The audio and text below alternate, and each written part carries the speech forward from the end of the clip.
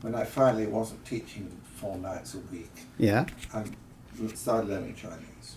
And at that time, China was closed. Yes. And the Royal Society, they've just begun to open up. Yeah.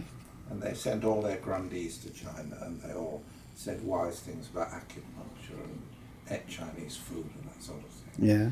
And then they looked around, and they wanted a scientist who could speak Chinese, and they couldn't find anyone except me. So I managed to get to go. I bluffed it out. Yeah. And there were 3 neuroscientists left in China from before the communist era, before the Japanese, Yeah. before the warlord period. One of them had been trained at UCL, in fact, Fung, Yeah. trained with A.V. Hill. And he was well into his 80s. And he was determined to start neuroscience again in Shanghai. Yeah.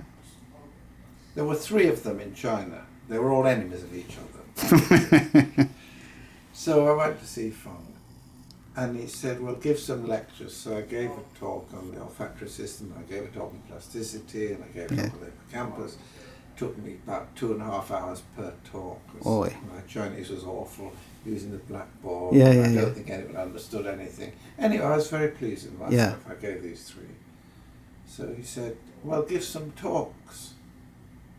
So I said, what shall I talk about? Yeah. And remember that China's just trying to build up. Yeah. That's the beginning. What shall I talk about? He said, talk about what you like. Yeah. Sow some seeds. Yeah. And to me, that describes education. Yeah. That's right. I had to go to China to hear someone put it like that. Yeah. And they have grown a generation of scientists. Yes. They have. Yes.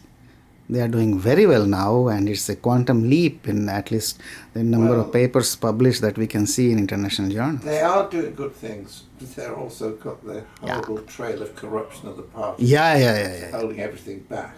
Yeah. But they still have got some pretty good people. Yes, they are doing that.